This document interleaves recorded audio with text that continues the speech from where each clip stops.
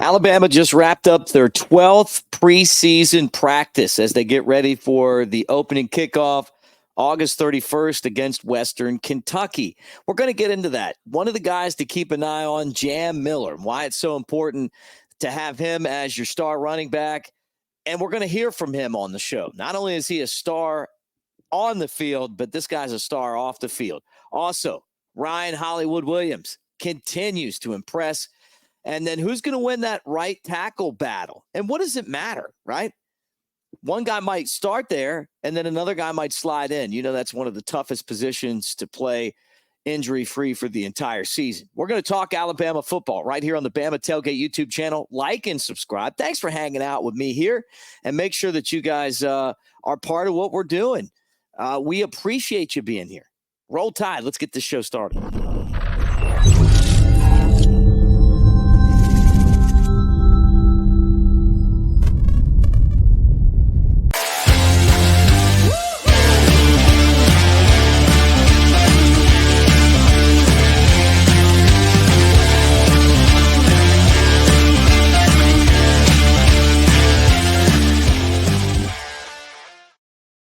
Roll Tide, everybody. Let's talk some Alabama football practice, and I'm going to throw up some film just so you can really get the feel of what's going on in Tuscaloosa right now. I'm Mick Gillespie at Broadcaster Mick on the socials, and appreciate all of you guys for hanging out here on the channel at Broadcaster Mick on the socials. Okay, here we go, man. First off, 12 practices in the books, and we're getting closer and closer to that August 31st kickoff, Western Kentucky at Bryant-Denny Stadium, the official beginning of the Coach DeBoer era in Tuscaloosa. And it's been, from all intents and purposes, a pretty good camp so far. Haven't had any major injuries, haven't lost anyone for the season. There's been some guys banged up, but you're starting to see things as far as what this team's going to look like. And I think that we continue to hear how good Ryan Hollywood Williams has been turning heads. This was a guy who came from Saraland, 5-star, 2-time Mr. Alabama. You remember basically the process, committed to Alabama when Nick Saban retired. He decommitted. Alabama ended up reeling him in. He's been great helping Alabama recruit. And this guy's been great on the football field. And the Milroe to Williams connection may be something that we see with this true freshman. And, you know, one of the things that we've talked about, and it's come from that first scrimmage, is that the guy caught a deep pass. Him, maybe one of the highlights of that scrimmage. And then Caleb Odom with a one-handed catch. And then we're going to talk about Jam Miller, a couple of touchdowns for Alabama. He can catch and he can run as well. But it's exciting to know that Ryan Williams is producing already for Alabama during this first camp that he's ever been in, and that we're expecting him to really contribute. Now, one of the other guys that I think everyone is really excited about, and another premier player that came to Alabama to basically to follow a tradition of success, and one of Alabama's greatest positions historically, not just with Saban, but over the years, is Jam Miller, obviously running back, and then Justice Haynes, who I think those guys are going to split the starting role, right? They're different type of running backs. But when I look at Justice Haynes, I see a guy who is NFL everywhere. He's got the size. He's got the moves. He can run the ball through the tackles. He can go around. He can do so many different things on the field. But I'm going to tell you something. Listening to him talk, man, the guy can do that too. This is him talking about what it's like at Alabama and kind of what his goals are right now. I think a lot. You know, I took pride on this summer learning the offense completely, fully, knowing what the offensive line's blocking, knowing what the receivers are doing, but also with my progressions, learning different keys I can look at before pre-snap, trying to win the pre-snap. You know, not just going out there and reacting as a football player, but learning the pre-snap and just the mental aspect of the game.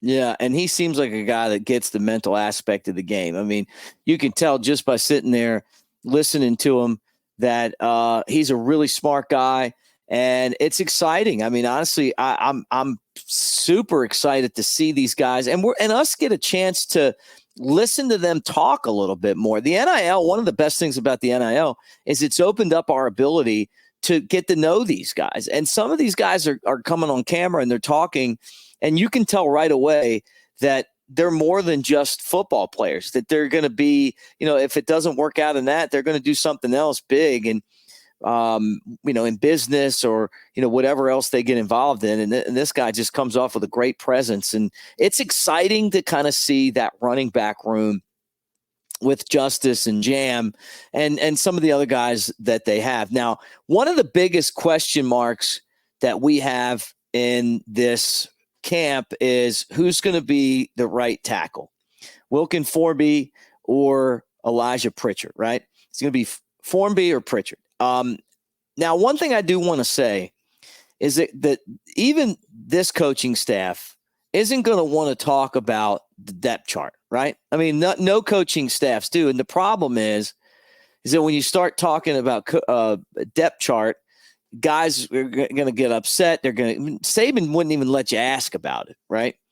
And you remember how fired up he'd get. I don't think that DeBoer's style is that way. I just think he's just not going to answer the question because it takes all of these guys contributing to have success. I mean, think about how many injuries you have during the course of a season.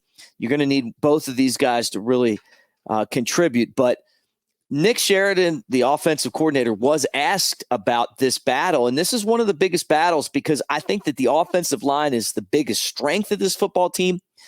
And having depth in that position is going to be really important. And both of these guys are contributors, and they're both going out there and getting it done. But here's what he had to say about who could, would eventually win this battle.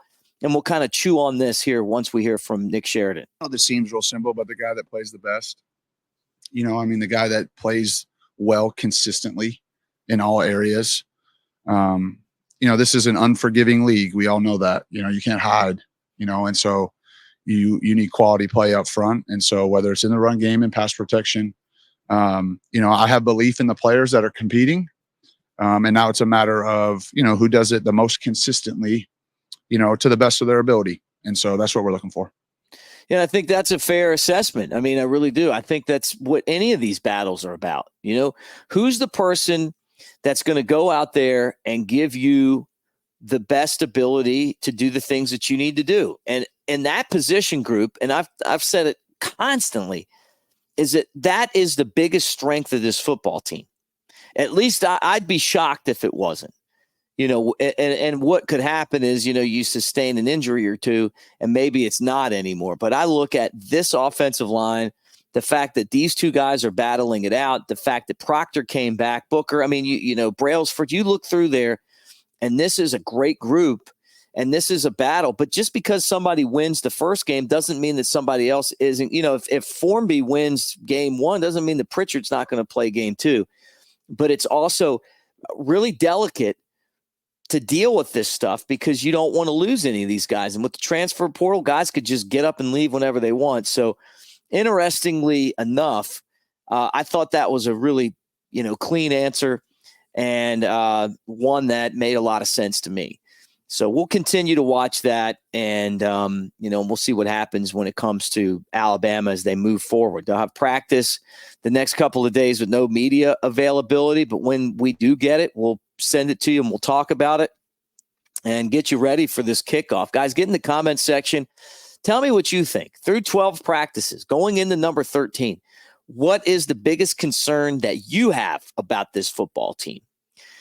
I'm feeling a lot more comfortable about the defense as we get further and further along, knowing that the linebackers seem to be a strength, that the safeties are getting better, and that the pass rush has been there, right? And that you got a lot of talent at the cornerback spot. So, and you got a couple games to figure it out too before you head to Wisconsin. You figure those first two games are going to be tough, but they're winnable games.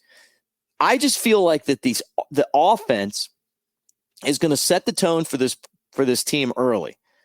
And I think that they're going to score points. They're going to be tough because if you make a mistake and give up the football, they're going to be able to jump on you and score points fast. And then, of course, I'm doing, Cover Crimson now. I do a show every day. You guys know this, with Clint Lamb. You can watch it at Cover Crimson on YouTube. And then, of course, the covercrimson.com site. But we talked about it on our last show. Hey, if Alabama goes out there and does the things that they're going to do on offense, the defense is this new style with Kane Womack is an attacking style that forces turnovers, and the offense could get the ball back pretty quick in some of these games. And as explosive as they are, they could turn in touchdowns pretty quick. I mean, this team could probably, score 2 or 3 touchdowns in a minute or so, depending on what the defense does. So the style is going to be one where they're going to put a lot of pressure on the quarterback, and that may help the secondary as well, just because I don't think that this is the style that's just going to let a guy sit back there and pick you apart. Big Sexy Elmo is not with me tonight. He's on assignment. He'll be back tomorrow, and we'll do the section with him tomorrow as we roll on. But you guys, you know how much we appreciate you. I want to remind you a couple things. First off, that the show is always presented by Pearl River Resort over in Philadelphia, Mississippi. I say this every single show, and you guys know it. It's a great place to go. Table games and slots at Silver Star and Golden Moon.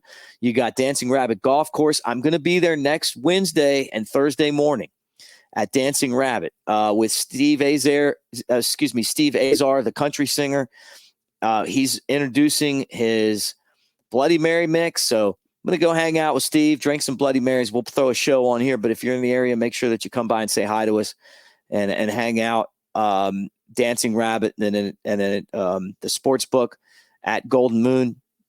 If you play the sports book, right, you go in there and do $50 on the sports book, you can play Dancing Rabbit for $40. And that's the Augusta you can play. Don't need a membership. With that money spent, you're automatically a member. You go over there, put $40 down, play the golf course, even though you're not a member. Geyser Falls, with the weather like it is right now, hot and not a lot of rain, you want to get out there and swim around. And also the great spa. It's a wonderful experience. Restaurants are great. A lot of concerts as they celebrate 30 years at Pearl River Resort. All right, guys, thanks for hanging out. Also, the other thing I wanted to tell you is that you right now use the promo code Bama Tailgate at newlifeart.com. And no, you don't get that. You get this right here. You get 2nd and 26, which is the biggest play in the SEC championship game era. And from now until Sunday, including framing, 25% off. So take advantage of it. Bama Tailgate. The print is amazing. You guys know that. Framing included with the promo code Bama Tailgate. So when you get to the end, get the classic edition and then 25% off. And they don't do a whole lot of framing, 25% off the whole thing in framing, but they're doing that right now. So take advantage of that. But thanks for hanging out, guys. We'll talk to you again tomorrow, and roll tide, everybody. Have a great day.